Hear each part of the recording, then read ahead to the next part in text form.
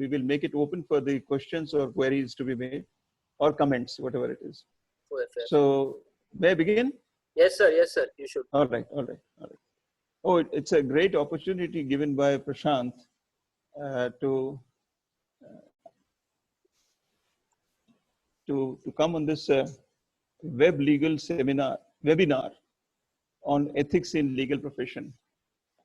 Let me introduce myself. I passed law in 1975 from Allahabad University and joined the profession in 1976. It was 1st of April, 1976 that I joined the profession. And I was junior in a chamber, seniors chamber, doing deviling for 4 years, and then started independently. Thereafter, I came to Supreme Court in 1985 and became advocate on record and practiced in Supreme Court for about 7 years. Then my family circumstances made me go back to Allahabad in 1992. And then my practice picked up. And in 2001, I was elevated as a judge of the Allahabad High Court. 2014, I was transferred to Rajasthan as Chief Justice and retired from there in 1 year in 2015. Thereafter, I was given an opportunity by the Supreme Court to work as chairman of the E-Committee of the Supreme Court of India, which is in fact looking after the computerization of the entire district courts in the country. And in September 2017, I was designated as senior advocate in the Supreme Court. So I can say that I have seen almost every stage of legal profession, beginning from a junior lawyer in the district court to going to High Court, then advocate on record in Supreme Court, judge, Chief Justice, and now as a senior advocate. Now, all throughout my career, I have been concerned, or rather I have been disturbed by the non-observance of ethics in the legal profession. My first experience in district courts in Allahabad was horrifying, literally horrifying. It's not only that the lawyers were not wearing proper uniform, their behavior in court, outside court, with the litigants, with their colleagues, was such that it was appalling. I always felt that we should have legal ethics as one of the subjects in our law courses. It was only in the advocate on record examinations that I first time found that there is one paper. There are 4 papers in AOR examination. One of the paper at that time was legal ethics. And one interesting paper was of accountancy. Now, legal ethics at that time in the examination was concerning mostly regarding the Bar Council of India rules about the ethics and conduct and etiquette of the lawyers, and the appeals which are filed from the Bar Council of orders on the disciplinary matters to the Supreme Court. But that is not all. That is not all. And in fact, I really got an opportunity in 2008, 2009 to write an article, or rather it was a speech given in the Allahabad University. And then I wrote an article on ethics and legal profession. In fact, it should be ethics in legal profession. This article is already there on the internet. You can, it's a very small article in 6 pages and 21 paragraphs.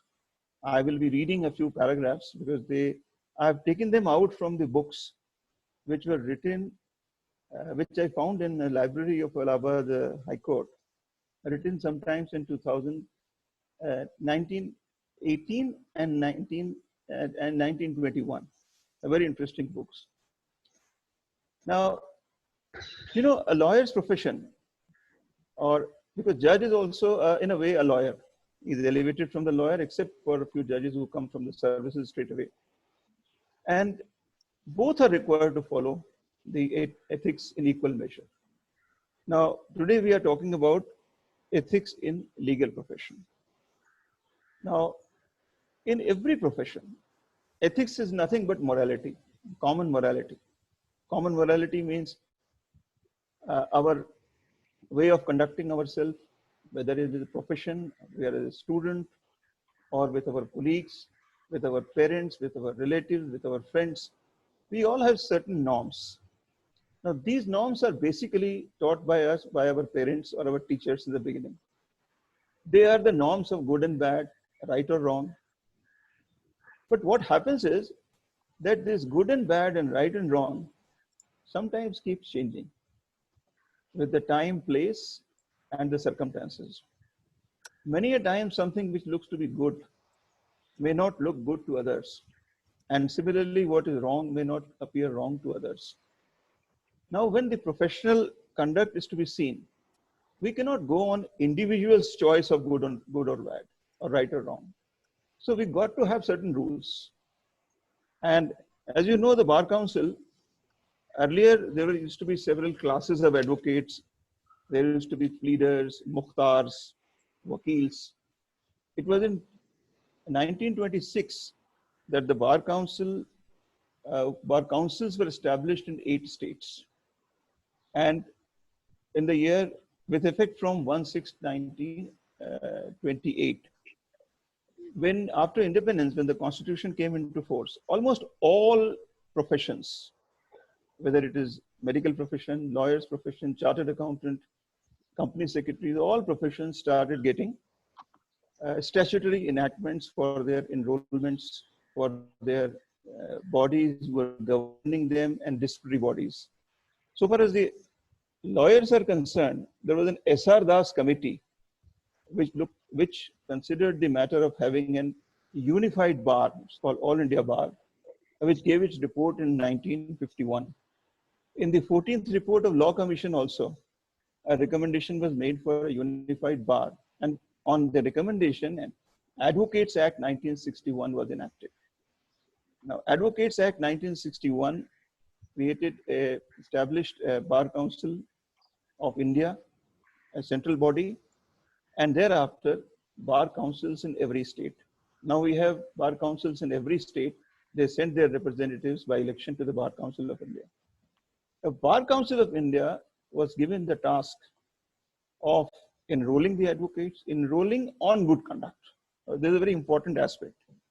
A lawyer is enrolled as an advocate on a set of conduct and rules which he has to follow.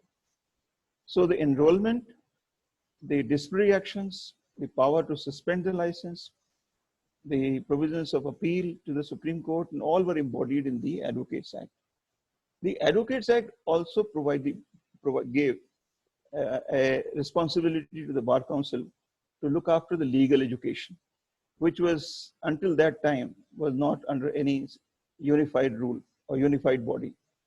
And now, as you know, that every law school has to be recognized by the Bar Council, other than the university from which it gives its degrees. And the Bar Council admits such institutions under certain rules and certain regulations. And one of the important regulations was the number of seats. You'll be surprised that 10 years, sometimes in 1995, they brought in a rule that no law college will admit more than 320 students.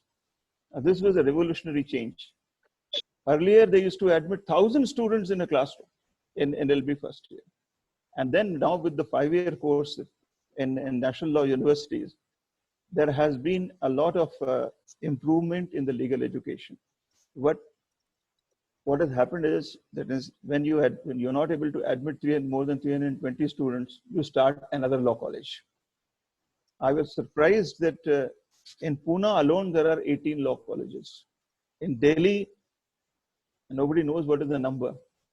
So the amount of lawyers they are churning out every year is mind-boggling. Today we have almost 20 lakh lawyers in the country. That's what Mr. Manan said, the chairman of the Bar Council of India.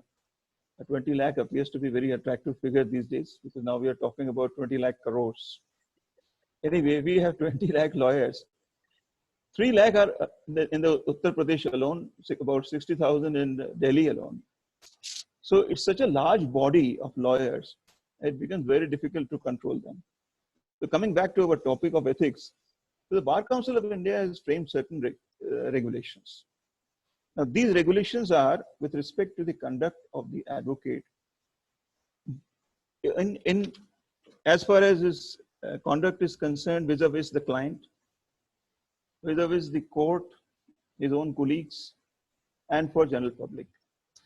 You know, why these regulations are there and why the ethics is required? The reason being, a lawyer enjoys a very exalted position in the society. Bolo.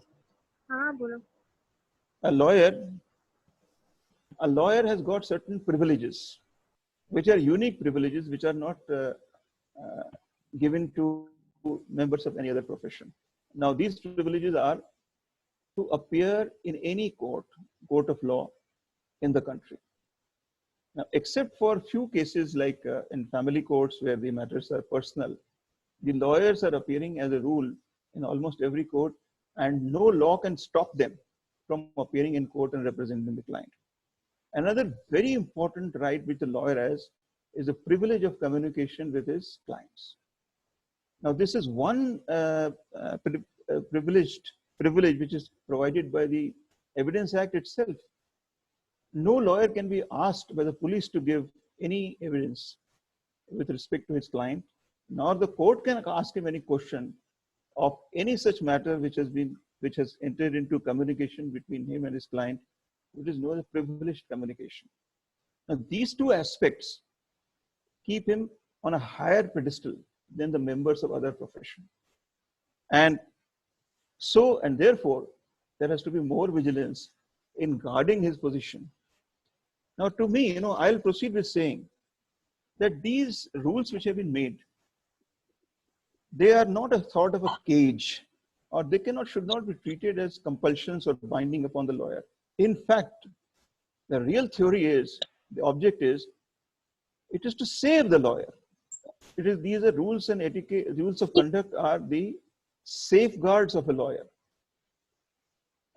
In our country, there are not so many matters coming in the court about the negligence of lawyers. Nobody sues the lawyers for their negligence.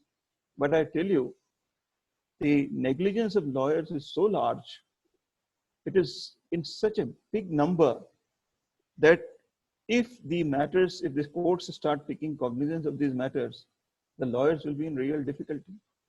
Just like medical negligence, the legal negligence has not so far assumed that importance in the court of law.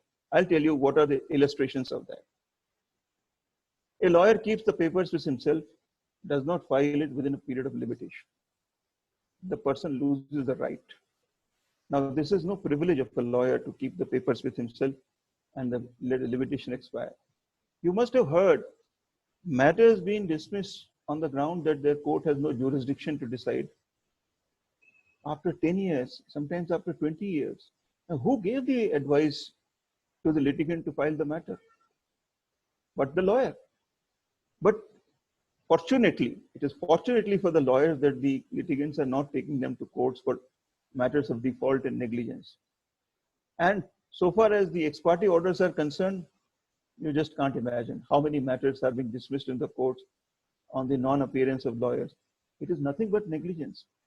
Now, what happens is that these rules of conduct would ultimately save the lawyer in case of any such matter of negligence is brought to the court. I'll tell you how.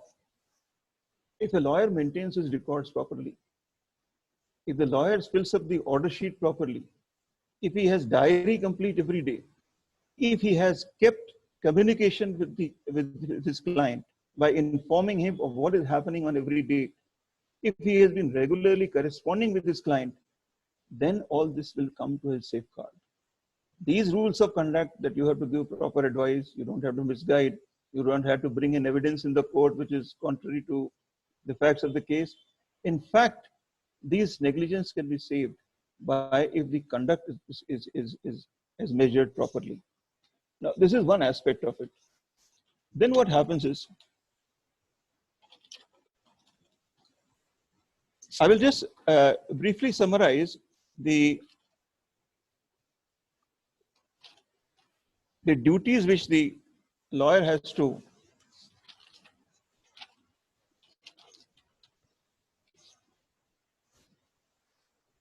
the duties which the lawyer has to perform with his client. The first and foremost duty is that the relationship is in good faith. The At the time of, at the time when the lawyer accepts the brief and signs the wakalatnama or a power of attorney or power, whatever you call it, he enters into relationship with his client. It is not just his authority to represent the client.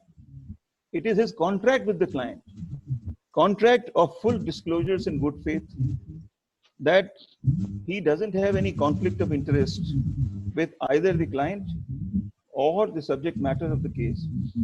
He has not appeared in any case against that particular client in any other matter. He is not acting for both the parties. He does not have any vested interest in the subject matter which he is going to represent. And he will not be appearing against his former clients. Now, these are all implied things in this contract, the contract of appearance for the client. See, the power of attorney gives him an extraordinary right.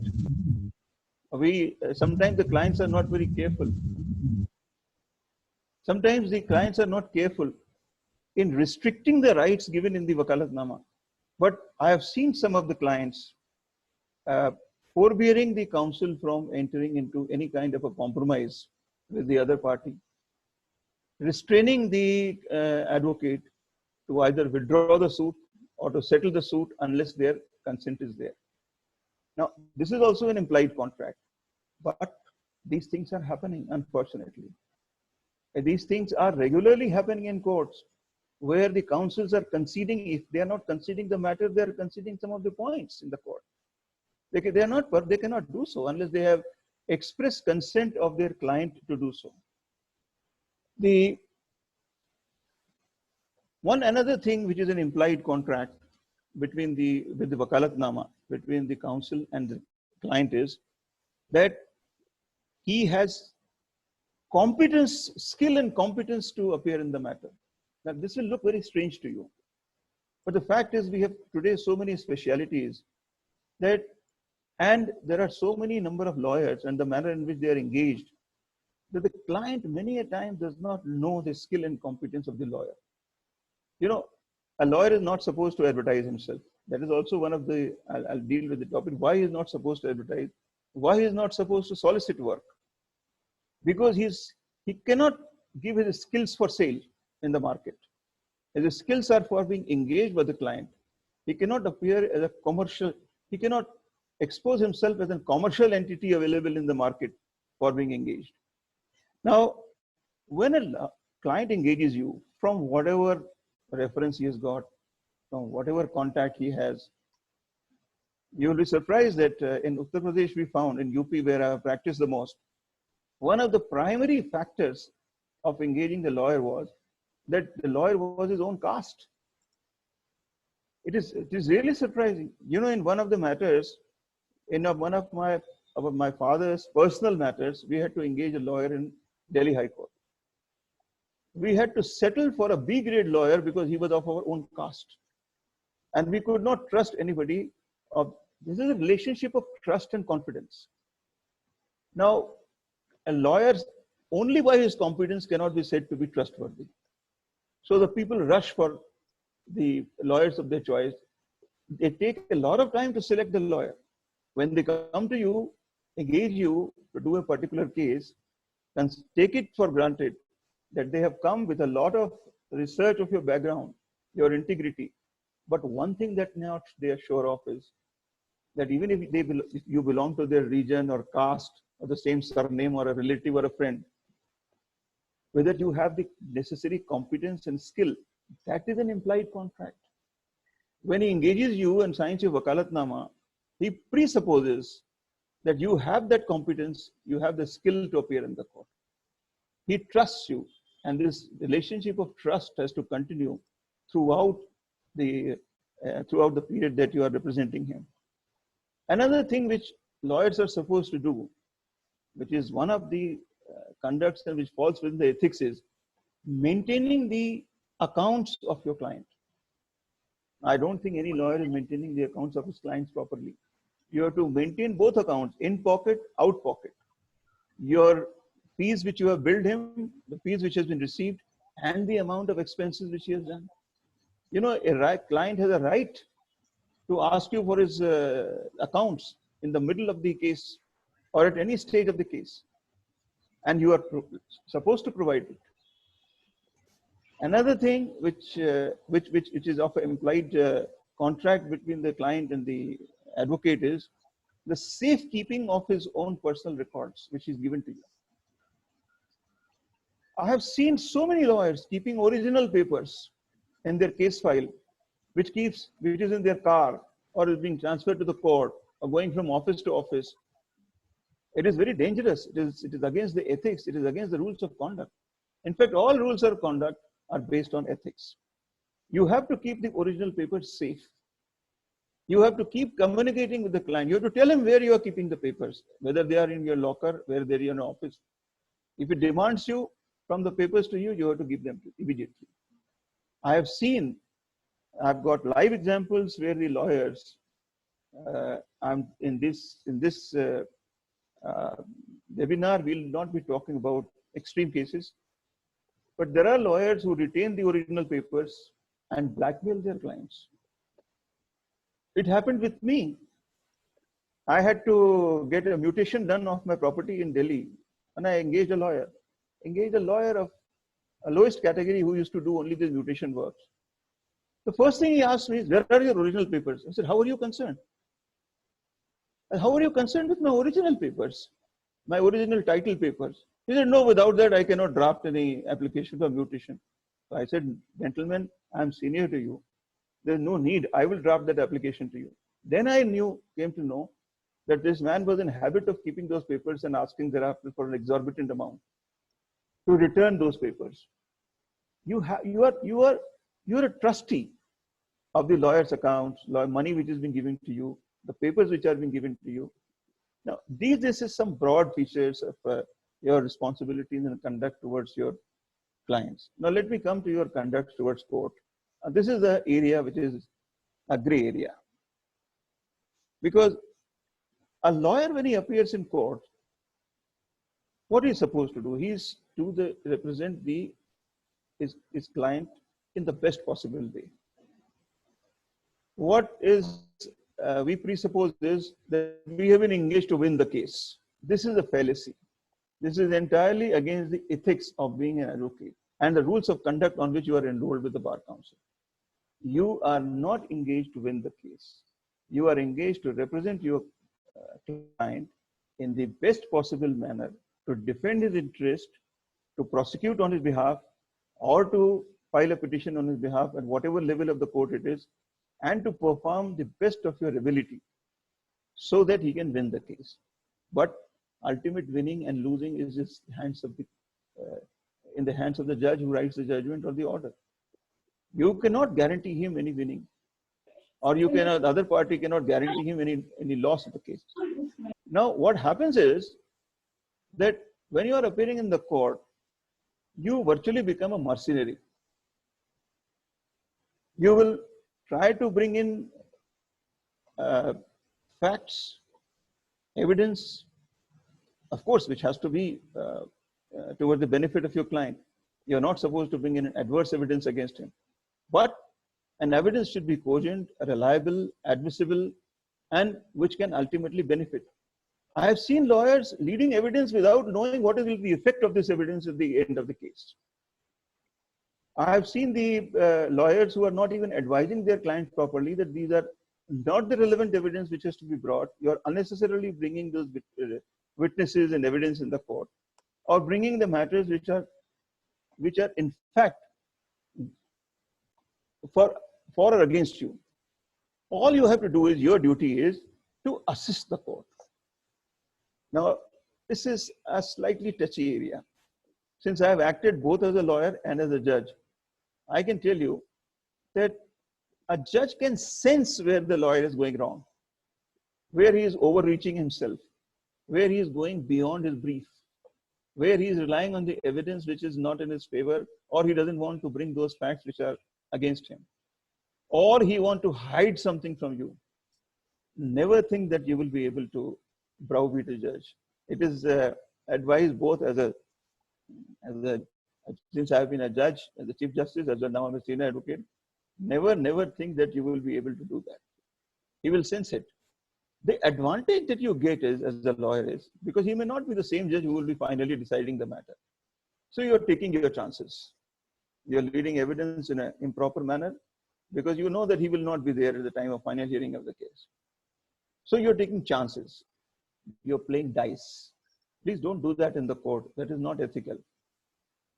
If this judge, and your reputation travels faster than anything in the court, the lawyer should realize one thing. A lawyer's reputation is what he keeps. That is what is earning. That is what is he earns throughout his career. And if anything goes wrong with his reputation, he may commit an error. That's a different thing.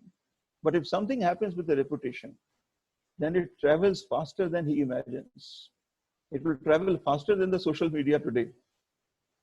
Whatever is happening in court with a lawyer will be known on the same day, not only by his colleagues, but you know, on one of these days, I went to a Supreme Court judge from my Allahabad High Court. I met him at about 5 o'clock. At that time, at 5 o'clock, he told me exactly what has happened in Allahabad High Court, on which court and which lawyer has faltered and which case has been won and lost. He knew, he had all the information before the close of the day. So that is how fast the news travels. So you have to be very careful about it. You're very careful about your conduct, very careful about your integrity, very careful about your performance in court. And come what may, never lose your patience. You have to be humble. It is only the humble lawyers with a forceful argument that they win the cases. Now, one of the questions which was always asked by asked was whether I should cite the decisions which are against me. Nobody compels you to cite. But it is always advisable that if that is the case on which you are relying, and that case is a most important case for the issue which you are placing for the court, then it is always advisable to tell the judge that there is another view also of this matter. There is another judgment also, but that I am relying upon this judgment which I am citing and the purpose and the weight and strength for which I am citing that case. You cannot take the judge for a toss, because you know ultimately if he dies the judgment in your favor and finds that he has missed out a judgment, it is his reputation also which will be at stake. So you have to be a little careful. You have to apprise him of this. And I tell you, a good and a well-read judgment will catch you much before you can even cite those cases before him.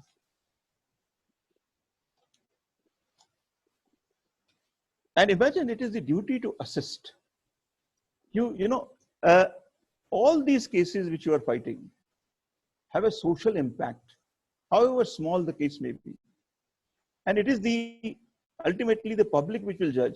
Suppose the law goes this way, or if the client wins a case, and you are able to convince the judge the law should be in a particular way which is not favorable to the society.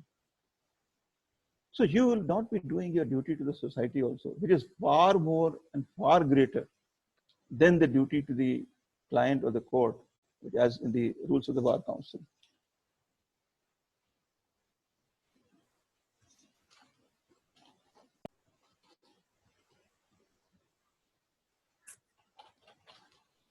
Now there are two passages from my article which I would like to read out to you, and then explain to you. Very small passages. I'm reading para 7 of my article. There is no difference between personal and professional ethics, the foundation of which the distinction between right and wrong rests unaffected by the choice of the man's occupation. What is right and wrong, what is good or bad, is good or bad and right and wrong for all professions, even in the normal human conduct. These things which are good and bad, right and wrong, are in the nature of things fixed and immovable. There is no fixed line or boundary between the permitted and the forbidden. The questions as to how far one can go and where one has to stop, how far one can go and where he has to stop, are not to be determined by our conscience, because our conscience is the substance of our own upbringing. These are this your personal choice of good or bad and right and wrong while discharging your professional duties have been totally disregarded, and that is why, which is based on your intellectual calculations of the necessities of the situation. That is why the rules of conduct have to be framed, and that is why the Bar Council of India has framed the rules, and you have been admitted and enrolled on the adherence and forbearance of those rules of conduct. Professional ethics is no different than morality. It is application of the accepted standards of right and wrong and the conduct of the professional man. It is not important as to what the profession is or what the natures of relations result from it. Under all the circumstances, a person must conduct himself in the accepted behavior of good conduct and integrity. And that is why the practicing lawyer is governed by these set of rules which has been. Now, as I told you earlier, a lawyer possesses certain powers and privileges to which others are excluded. And consequently, he assumes certain duties and obligations towards the court and the client. He is an officer of the court and representative of his client. Sometimes it is very difficult to reconcile between the two. I have to represent my client, but I'm also an officer of the court. How do I conduct myself so that I do not harm the interest of my client, as well as complete my duties, perform my duties toward the court? His opportunities for doing good and otherwise are so many that the codes of conduct throw safeguards around him. Now, having said all this, let me give you some examples, some cases. But these cases are of slightly extreme nature. But these are lessons, you know, they're very important cases. You must have heard about a lawyer, Mr. V.C. Mishra. He was a practicing lawyer of Allahabad High Court. In the year 1995, he assumed powers which have never been conceded to any lawyer. He became president of the Bar Association of Allahabad High Court. He became the chairman of the Bar Council of UP, and he also became the chairman of the Bar Council of India. The powers virtually went to his head, and he started browbeating the judges in court. I was a witness to that incident. I was standing behind when he literally abused a judge, Mr. Kishore, who had come from Rajasthan, of making an observation against him in the court. He went to the extent of abusing him, threatening him, and asking him to come out of the court, and he will settle this course with him outside the court. The judge who had come from Rajasthan, Justice Kishore, did not have confidence in his own Chief Justice. So he wrote a letter directly to the Chief Justice of India, citing each and every word and paragraph which was spoken against him in the court. And the then Chief Justice of India took cognizance of the matter, and disciplinary proceedings were initiated against him. In the year 1995, he was found guilty. He was stripped of all the offices which he was holding, and he was debarred from, the license was suspended for 5 years. This was done by the court under the powers which were vested in them in extraordinary powers of the Supreme Court. Immediately, the Advocate on Record Association filed a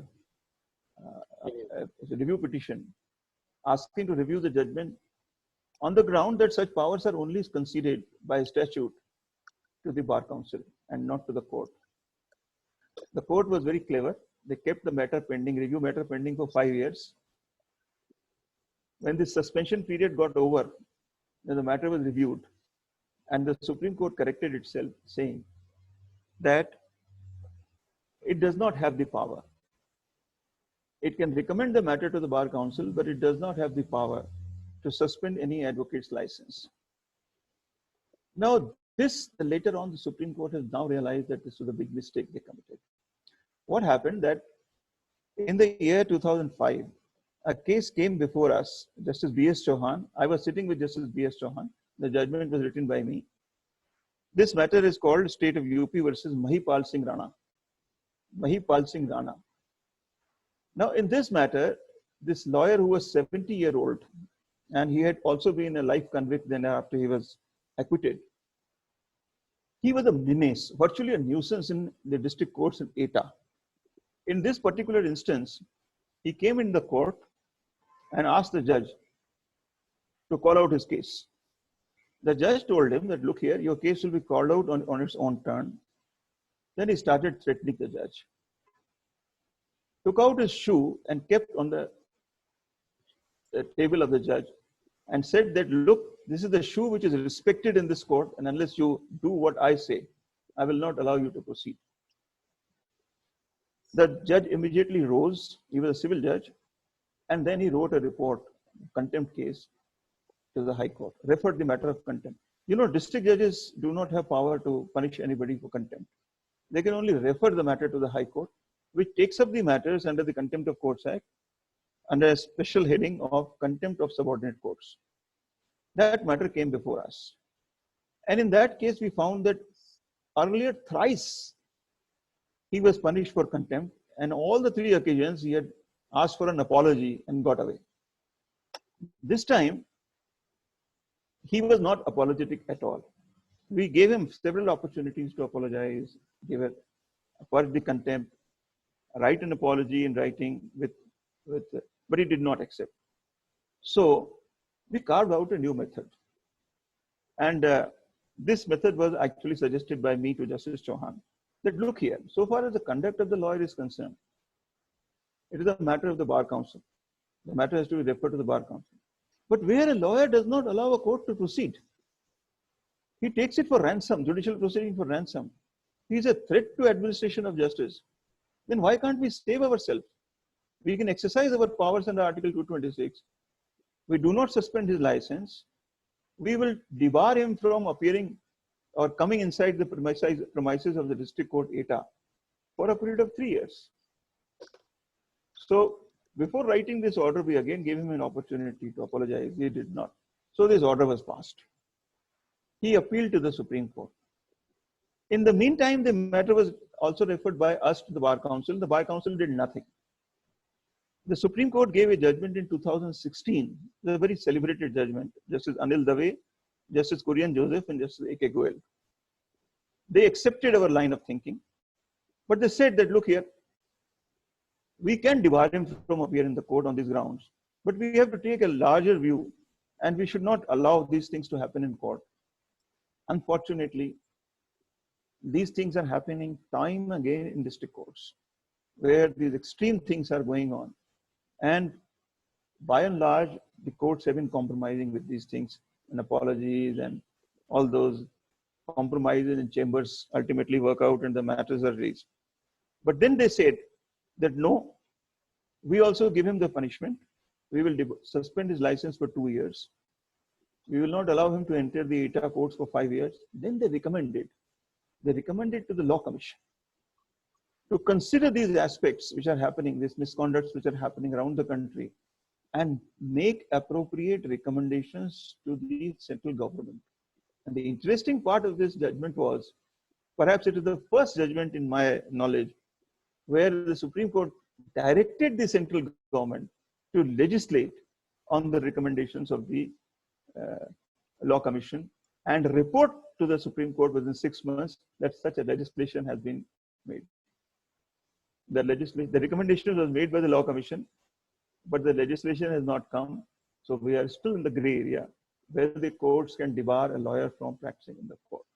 These are some extreme examples I've given you. Now, in the end, I'll just tell you one thing. In one of the televised interviews, Mr. Fali Nariman, today the greatest lawyer in our country, was asked a question. This question is relevant to all of us, everybody who is concerned with the legal profession. The question was, sir, do you think that the profession of law is still an honorable profession? Sir, do you think that the profession of law is still an honorable profession? To this, he gave a reply, a very short reply, a very relevant reply. Said yes, so long as the lawyer acts honorably, the profession is honorable. This is the crux of the matter. So long as you remain ethical within the conduct and within the limits prescribed and perform your acts diligently in good faith, you will be honorable, your profession will be honorable, and you will be giving big service to the society. So Prashant, I think I have consumed my time. Can I take some questions or queries or even comments? In fact, there were certain questions which were being asked to me to ask you. Yes, those yes, people please. have not joined the webinar, but they have sent me certain questions. I'll Yes. go with the first question. What is your view of judges having social media Having social media. account? I didn't follow the. No. They should never have that account. Never. This was the policy of the judiciary that no judge will write a blog. There was one Justice Kennan, who was actually from Madras. He was posted to Punjab and Haryana. He was. Then he went to Calcutta. He was writing a blog on which he was writing his views. So the Supreme Court quietly told him that stop this. You cannot publicize your views on matters, social matters, so that your lawyers or anybody can take advantage. And I'm strongly against any judge having a Facebook account, Twitter, or Instagram account. Even I don't have a Facebook account. I never kept the Facebook account. Because, not only that you are susceptible to the different perceptions in the society, which may not conform to law, you are also open to a lot of threats. A lot of things which are happening in the society, not people's views on your comments, which may affect your ability to rationally decide the case. So long you're a judge performing judicial functions, I think, and it has been a custom, and I think most of the judges are keeping away from social media. But you can't cut them off. They're reading things. They're reading newspapers. They're reading these reports, blogs. So reading cannot be stopped. And I tell you, they are changing their perceptions on that information which they are receiving. This is something which a judge has to attune himself to read and then rationalize and balance. But keeping social media account or going to social media for its own, serving its own purposes is absolute. There's one problem with the judges, which I must admit. Now I'm a retired man, I can say so. A judge wants to see his name in the newspapers every day. Please listen carefully. I have known judges who will call the correspondents in the court. Not only judgments, but they will make loud observations in the court and ask the press reporter to publish it in the next day in the newspapers. This is not an acceptable behavior of a judge. And when I was Chief Justice in Rajasthan, idea was toying in my mind that I should give a judicial order that no judge's name should be printed along with the judgment or his opinion. But then the entire body of my colleague judges opposed that. He said, sir, we are working so hard and we are delivering the judgment. At least our name should come in the final judgment. I said, only final judgment. Not on your orders or not on your observations in courts. Yes. The second question, which I think, I don't know, is it relevant right now, is impeachment is practically inefficient in the country. There's practically no impeachment which has happened. Yes, that is an unfortunate part. In latest matters of one judge from Lucknow, against whom the Judges Committee gave a report, an impeachment motion was sent by the Chief Justice of India himself to the chairman of the Rajya Sabha. Even that has not been taken up for last 1 year, and the judge is about to retire. See, so long as the impeachment is impossibility, you will not be able to have any control on the judiciary. There are instances, there are examples where impeachment was necessary. And why should a judge be allowed to resign before the voting takes place, as in the case of Madras judge in which the Kapil Sibal was defending him in the parliament, as in the case of the judge from Calcutta. Once you have initiated the motion of impeachment, let it be concluded to its logical level. A judge should not be allowed to go away from the report. See, a judge gets an opportunity to defend himself at every stage. Either he should take the opportunity and defend, then let the final action be taken. He may resign thereafter, that's a different matter. An impeached judge may resign, but impeachment should be a possibility. You're right, and impossibility of impeachment becomes an area where the judge gets a discretion beyond his, I would say, beyond his permissible levels. Don't you think Yes. because there is no impeachment happened, almost they have reached to a level of God? No, I would not say so. Okay. I would not say so because This is one of the questions which has come. no. When you attain that kind of a level, when you think you're a god, then you have a lot of problems. Otherwise, also, every judge is prone to a lot of things, personal things, his own family, even the lawyers, and one abused by a lawyer in the court is also sometimes more than an impeachment. And one thing, the estimation of his brother judges and colleagues is more important than impeachment. If he goes down in the estimation of his colleagues, it is the biggest punishment that a judge can get. I have seen judges being completely socially outcasted among the brotherhood of judges. Nobody listens to them. Nobody talks to them. That is a bigger punishment than impeachment. So he cannot assume that role. He cannot even think of becoming higher than his own conscience or higher than or becoming the level of the God. Because there are various checks and balances within the system also. So third question which I have got is success-based fees. Can it be charged in India? Success-based fees. Like I give you like in UK, US, there is something called a success-based fees that I will sue a company and you give me a percentage out of it. Can it be? Because even the Attorney General spoke about it recently. See, there is no bar about. There is no bar. But in our country, the practice is, the custom is that nobody charges fees on success. Even unauthorizedly charges is a separate matter. But it cannot be a part of the contract because that contract will not stand the test of the Contract Act. It will be an unconscionable contract. It will be violative of Section 23 of the Contract Act.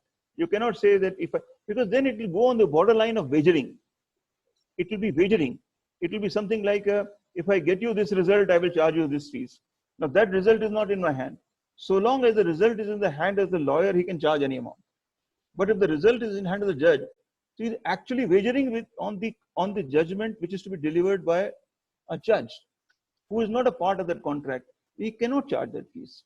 And that kind of charging of fees, you can enter into any kind of agreement of fees at the beginning of the case. You may say, I will charge 50,000 or 5 lakhs or even 50 lakhs. That is not a matter which can be, which may concern or which will be violative of contract. But if your fees is resultant on a judgment which is to be delivered by a judge, then it becomes a wagering contract. It is unconscionable contract under Section 23 of the contract. So one more interesting question which has come is in regards with for a litigant, if there is a misconduct by a lawyer, what remedies does he have? Because many. They are not using those remedies. He can make a complaint to the judge, the Chief Justice. He can go to the Bar Council and make a complaint. But before that, he will have to annul the contract which he has entered by one letter, that I withdraw my authority given to you to represent me, return all my papers, give my accounts to me. I'm writing this complaint against you to the Bar Council. Enough. He can also bring a suit if he has suffered any financial damage or loss. He can file a suit. But then he will have to prove the degree of negligence of the level where the counsel faltered or committed an error. Error of a level which may result into an action in negligence. These things have happened. We are not aware of it, but there are. What happened in Kanpur, I was made portfolio judge of Kanpur. In Kanpur, the ethics were virtually gone for a six. Every lawyer was an authority in himself. They were browbeating the judges. They were destroying the property of the court.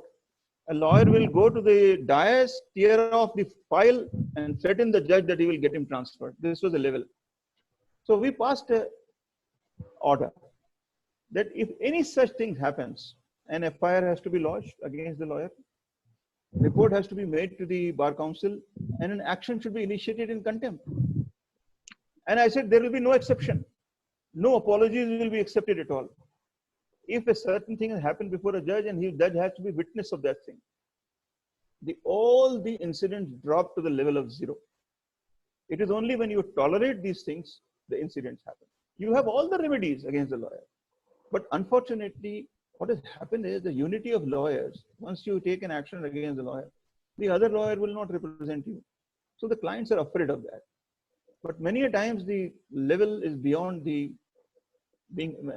afraid. So complaints are being filed. So, Thousands of complaints are being filed in Bar Council.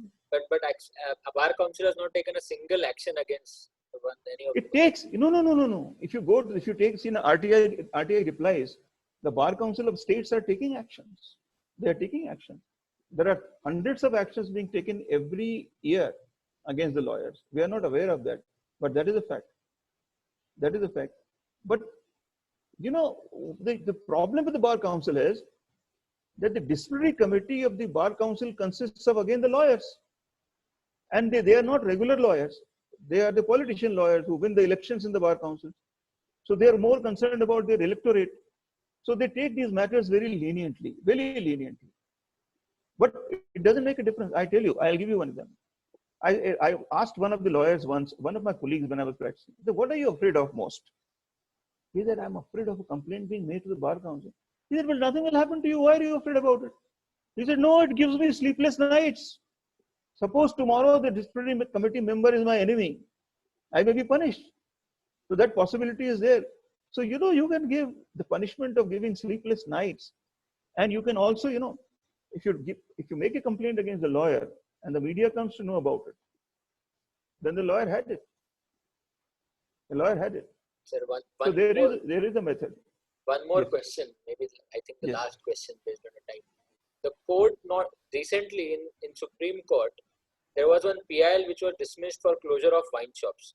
The court not only dismissed the PIL but observed that this is a publicity stunt by a lawyer and fined him 1 lakh rupees.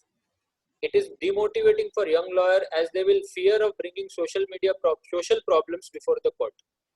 So Mr. Prashant, I'll tell you, the remedy in Supreme Court should always be a last resort.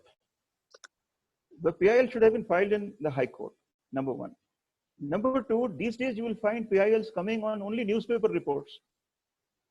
I don't know whether you've gone through any of the PILs filed by Mr. MC Mehta. Yeah. He used to conduct such a meticulous research.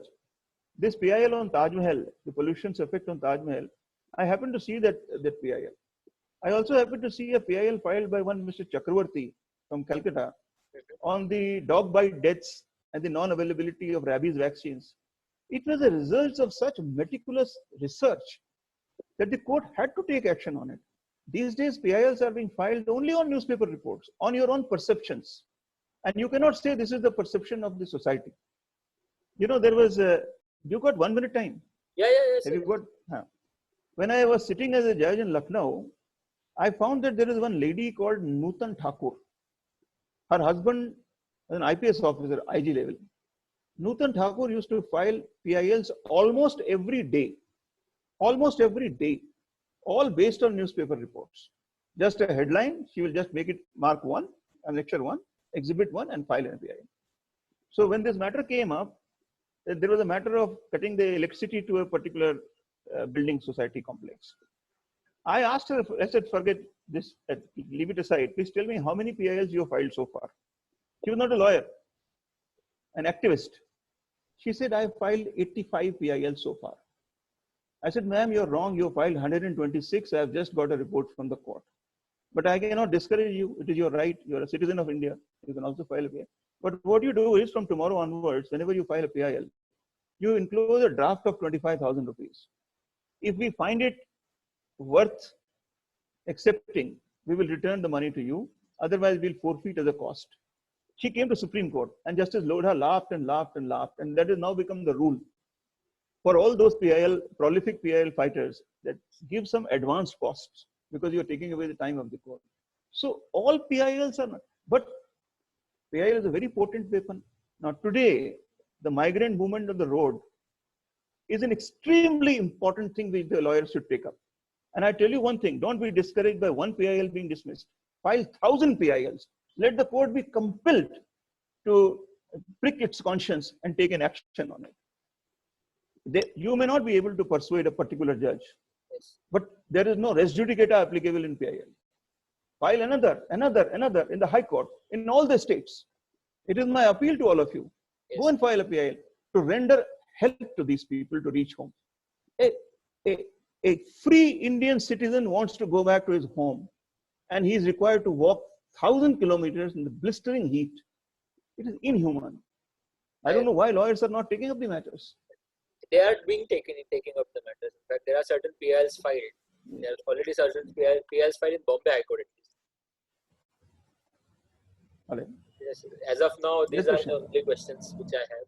Sir, I thank you for your wonderful speech and wonderful insights on both sides of the bar and the bench, where I think everyone would have learned some or other thing in regards to the same.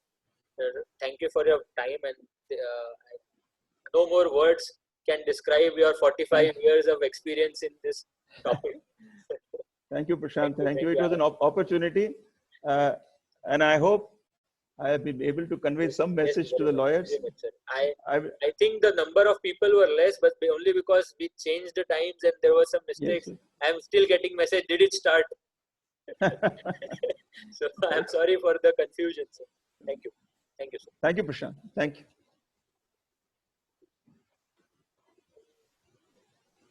Shahrukh कहाँ से बंद करें?